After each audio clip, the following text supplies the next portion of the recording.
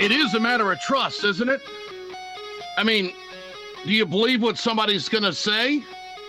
Do you know in your heart this is where they are on an issue? You're doing a business deal and some person says to you, well, I'll be there and we'll have this product and we'll be ready to go. Now, are they doing it because the market's pushing them to do it? Or are they doing it because they just have the passion to make sure this happens? And I think that's where Hillary Clinton is on her most recent proposal of $350 billion when it comes to education. Good to have you with us on this rainy Tuesday in New York City. This is the Ed Schultz Internet broadcast brought to you by Communication Workers of America, Alliance for American Manufacturing, BioGreen Clean, and the iSave team. So I just want to point out, this is where I stand.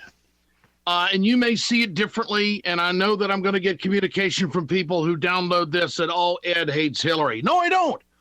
I'm being more than fair.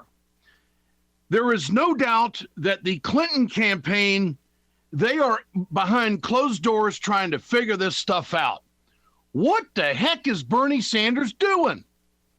It is a matter of trust. Now, this is Hillary in New Hampshire talking about $350 billion into education. She's now calling it the College Compact. Well, we know all along, weeks ago, that Bernie Sanders came out and said, you know what? Every student in this country should be able to go to college tuition free at state universities. I mean, that's just, he didn't even put a price tag to it. He just said, this is what people need. This is how we have to move the country forward. And this is how we're going to get better as a country. And we can afford it. It was all the folks who hate socialism and all the folks that hate the Democratic Party and the left movement in this country, the progressive movement, that came out and said, whoa, that's going to cost billions upon billions of dollars. And Bernie shrugs his shoulders and says, yeah, it is. Yeah, we've done a lot of intervention overseas and spent billions of dollars. We've had billions of dollars fall off a buzzard crap wagon in Iraq and had hearings about it. Nobody did anything about it. I get all that, okay? And so now here comes Hillary on the follow-up. She's going to try to outdo Bernie with this. The reason I call this a college compact is because it goes both ways. Everyone is going to have to step up. States will have to start investing in education again. Colleges will have to do better by their students. Students will have to make a contribution of working 10 hours a week. Oh, wait a minute. Here we go. Oh, I see. If we have X, Y, and Z, then the federal money's going to come to the states to help the students out. I get it. That's the old Clinton plan. You know, you're not going to get any highway money unless you drop your alcohol rate if you're drinking and driving. I mean, come on. Look, you know, isn't this about trust? Are you willing to trust Hillary Clinton, who supports a trade deal to ship jobs overseas, cuts through American law, and kills unions? I mean, for any organization not to push her on those issues alone undermines any liberal effort in this country. The Sanders campaign is moving Hillary Clinton not because she wants to, because she has to. And I just don't hear anything original coming out of Hillary Clinton. And you know what? Her poll numbers show it. Now, you know, she's being outflanked and outpositioned on just about everything. Now, I know I'm not the only one that thinks this way or believes this, because again, last night, there's how many thousands of people in Los Angeles coming out to see this, quote, movement, the Sanders campaign, the movement. That's what it is. I'll guarantee you, if Barack Obama had been getting 20+ thousand fans, and that's what these people are, they're going to line up and they're going to work for Bernie. If Barack Obama had gotten these kinds of crowds, the Congressional Black Caucus would have been out there big time saying that this is a movement. And they were. They were proud of it. But all of the liberal groups in this country are afraid to say, hey, we got a movement on our hands here. Bernie Sanders, the guy that won't run a negative ad. Bernie Sanders, the guy that will not take PAC money. Bernie Sanders, who is challenging everybody that he talks to, that it's about you or the billionaires, what do you want to do? Now, think about this conversation we're having. This is some heady stuff when it comes to campaigns, because remember, there's hard choices. Now we can talk about this, and we'll get to Trump a little bit later. But now there's some organizations out there that are starting to realize exactly, wow, this is a movement, and there are some things that are happening out there that we need to pay attention to. Now, we spent a lot of time when I was doing the cable show on healthcare. In fact, when I first came to MSNBC in the spring of 2009, I dedicated the show to healthcare, because this was what President Obama wanted to do. We had a terrible job situation, no question about it, but also he wanted to get health care done. I wanted to get health care done. The country was in a mood for it. It was the thing to do, the thing to cover. And there is a union that popped up, I think, in the midst of all of those conversations. The National Nurses United. They are registered nurses, and they have provided a big boost on the presidential campaign to Bernie Sanders. Gene Ross is the co-president of this organization, and the 185,000 nurses, most of them women, hosted a brunch with Senator Sanders on Monday in Oakland. The union's leadership announced that they would formally back the senator and campaign on his behalf as he goes after the nomination. Ms. Ross, good to have you with us here on the Ed Schultz Internet broadcast. I'm so glad to be here. Why Sanders and not Clinton? What moved your organization to this decision? Well, for some time now, we had looked at, do we endorse and who would we endorse? And of course, we only endorse people that have and put forward the same values that we do. And we sent out a poll to our members after the leadership thought it probably should be Senator Sanders. And overwhelmingly, when they saw the results of a survey that we sent out to all Democratic and Republican candidates, I mean, it was no contest. It was overwhelmingly Bernie. And 100% of the questions, he was the only one to score 100% that he was in alignment with our values. Were you surprised at that survey? Actually, not too much, because we know what nurses' values are. They're caring and compassionate and community, and we've seen for some time what we're faced with in the hospitals and clinics and home care, the social ills that are wreaking havoc on our patients and families. But, you know, sometimes ideologies, et cetera, get in the way. So, it was nice to see that overwhelmingly they support Bernie. Your organization wants universal health care, correct? Oh, yes, for some time.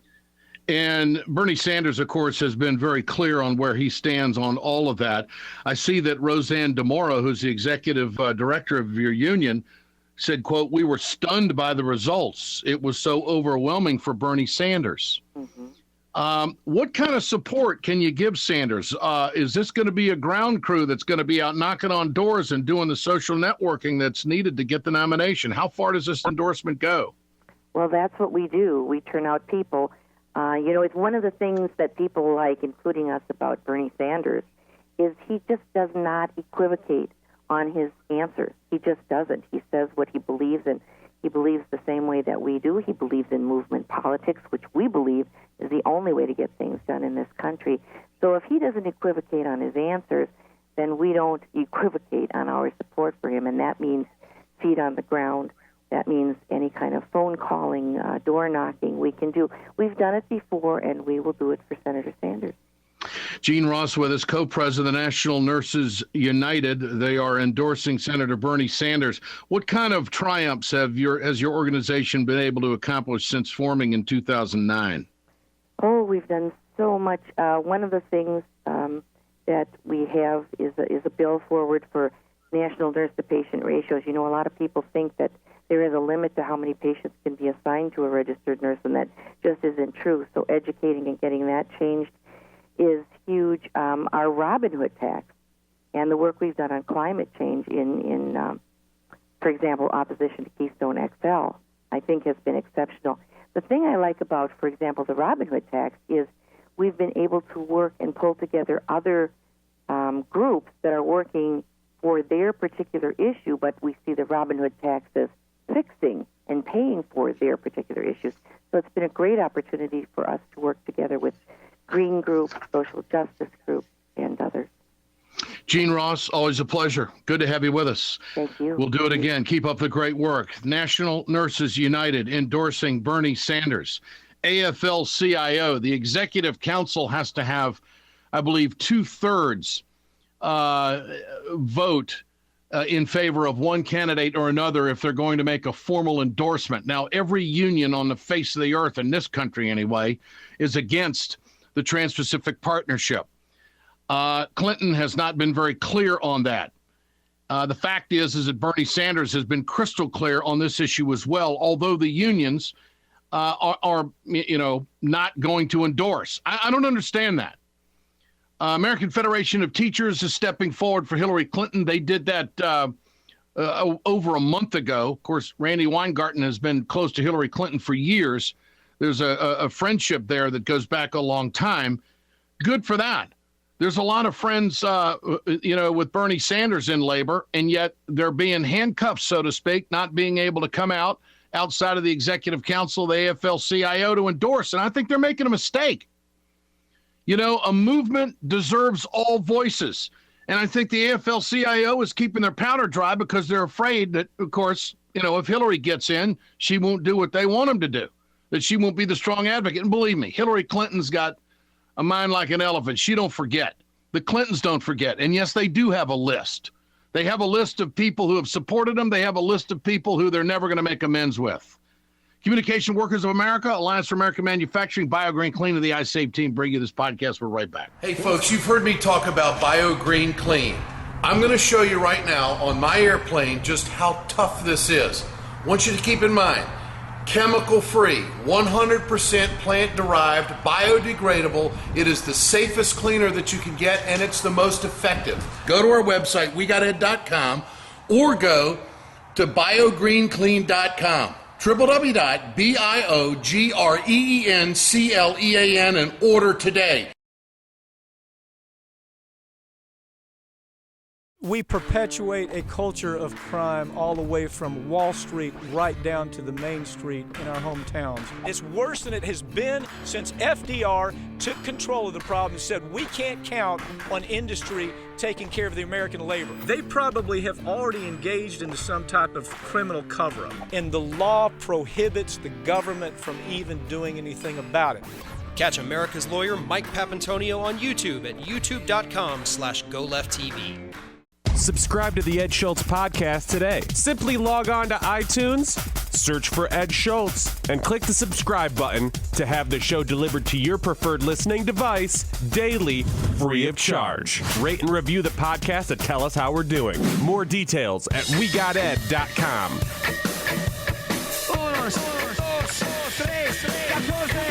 So Roger Ailes, Fox News, has given Donald Trump an assurance that he will be treated fairly. Why in the world would he do that? Why would he have to do that? Why would he feel like he's been put in a position where he has to do that? Because Trump's a big player. Because the Republican Party is connected at the hip with Fox News and the conservative movement. They don't need any problems. Let's all get along now. Come on now. We're going to treat you fairly. But let me ask you this.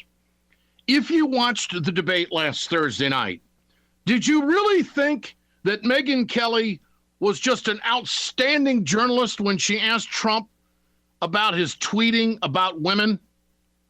I mean, were you thinking that as a viewer? Wow, she's just an incredible journalist. And this dust-up between Trump and Fox News apparently has been put aside. But the real dust-up, that's a sideshow. The real dust-up is what Trump is mandating to the Republicans. You will treat me fairly or I will run as an independent. And, of course, they don't want that because that would walk any Democrat, even Martin O'Malley, it would walk him into the White House. This is Trump this morning on CNN. I'm running as a Republican. I'm leading in every poll. I think you report all these polls. In fact, in the CNN poll, I'm leading very big. And Iowa just came out yesterday where I'm leading substantially in Iowa. We're leading all over the place. And I want to run as a Republican. I want to be the Republican candidate. I think that's absolutely the best chance for winning. The way it's going right now, I'm being treated very nicely. I just want to be treated fairly. And if I am treated fairly, that's the way it's going to be. But I want to keep that door open. I have to keep that door open because if something happens where I'm not treated fairly, I may very well use that door. So respect me is what he's saying. And if you don't, I'm going to make sure you don't get the White House. So Roger Ailes and everybody else has got to play ball with Donald Trump. You know what this is? This is called a negotiation. That's what this is. Now, we can do it this way or we can do it this way. But this is the way it's going to go for me. This is what Trump is doing. And I think that this speaks volumes about his moxie, about his experience, about handle pressure, about how to maneuver in a climate where there's competition. Now, Fox News is not competition in any way, shape, or form for Donald Trump. And you know what? Trump has got such a swagger right now, none of these other guys are competition to him at all. Trump knows he's got this, and I'm not quite sure what's going to, knock him off the train. It certainly isn't going to be Scott Walker. Walker's out there trying to say that it's a car wreck. Listen to this. For a lot of us, it's like watching a car accident instead of focusing on the direction we should be headed. That's a sideshow out there. I think most of us as candidates, at least I do, I want to be talking about how we make this country great again. I love America. We live in a great country. We just need to start acting like it again. And I think a lot of this, the overall media frenzy across this country. Doesn't this just make you constipated? I mean, just what is that? He wants to talk about the issues. You know what? The issues that Scott Walker has come up with is to attack American workers. That's his background. He's so pissed off right now that Donald Trump is getting all this attention because Trump knows how to do it and Walker doesn't. Walker says Trump is drowning out the candidates. That's what he says. And he's trying to make his run against the unions in Wisconsin his big marquee accomplishment. Here it is. Is Donald Trump drowning you out? Well, I think he's drowning just about everybody else out there. But you know what? We've had to fight some pretty big battles. We had 100,000 protesters right here in the capital city I'm sitting in that tried to drown me out 4 years ago. We didn't back down. We stayed focused. We stayed consistent. We got the job done. And I think this will be a good test for us going into the general election is we can show in the end we're not going to get distracted. We're going to talk about what we're for, not who we're against and what we're against. We're going to talk about what we're for to make this country great again. But nobody's paying attention to it. Ruth Conniff, editor of the Progressive Magazine. Ruth, good to have you with us. Great to be with you, Ann. There is just so much air getting sucked out of the room. Nobody can figure out how to penetrate the news cycle better than Trump. Yeah, how's this gonna go? What is Walker gonna do? It's really, really interesting to see the bind that people like Walker are in with Donald Trump because the problem that they have is that they actually agree with Donald Trump on all the issues.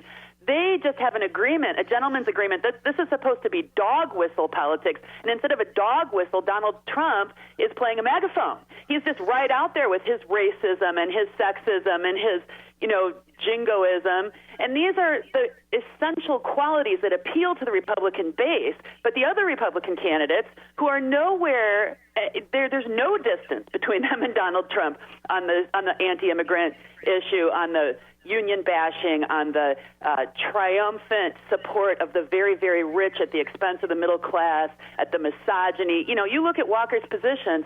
He rose to power in Wisconsin based on racist right-wing talk radio in the suburban ring around Milwaukee, talking about drug testing welfare recipients, really crushing unions, as you point out. He brags all over Iowa about the fact that he has closed down 5 Planned Parenthood clinics, none of which, by the way, provided abortion services to women, just straight-up cancellation of basic health care services for women. He's got the same politics as Donald Trump, but he tries to be gentlemanly and folksy and approachable about it. And so what do you do when somebody just comes out and is more upfront than you are about those politics in this appeal to this right-wing base? It's a real bind for somebody like Walker. It's real interesting to watch. What's going to happen to Jeb Bush? I mean, he's got the money. He's got the money. He can raise money, and he's got all that, but he's wallpaper right now. We've seen these inevitable candidates, right? Hillary had the inevitable candidacy in 2008, and we saw what happened to that. Money is not everything. It's a lot. It's a lot of what's driving, the Republican campaigns right now. And their formula is they have to try to unite people whose economic interests are completely and totally not aligned. The poor and working class folks who resonate to the anti-immigrant message and are feeling really anxious, and there's a right-wing populist message that could really stir them up, and the billionaires who just want to take all the profit they can out of America and suppress wages and crush unions. And it's just interesting to see that fragile coalition rock its way through one election cycle after another. And I'm not sure, the Donald Trump wild card really exposes that. And I'm not sure Bush can overcome the fact that he's on the defensive. He just has to keep apologizing and explaining for his advocacy for his brother's disastrous Iraq war policies, for his Common Core support, for one issue after another. He has to scramble around and apologize. It's hard for him to get traction. What about Bernie Sanders? I mean, the mainstream media, Ruth Conniff, will not call this a movement. They don't seem to be giving it the respect that it deserves. I mean, when you see 28,000 people in one crowd for a candidate in Los Angeles, you got to say something's going on here. He keeps breaking his records. No other candidate is drawing these kinds of crowds. And it's not, I love Bernie, and you love Bernie. I know you know him personally. It's not charisma, though, right? It's his message. He's a guy who's telling the truth. And it's not some cult of personality. I mean, he's a guy who's just getting up there and saying, hey, we all know the middle class has been shrinking. We all know that economic inequality is grotesque. And these are the real issues. College debt is crushing a generation of kids.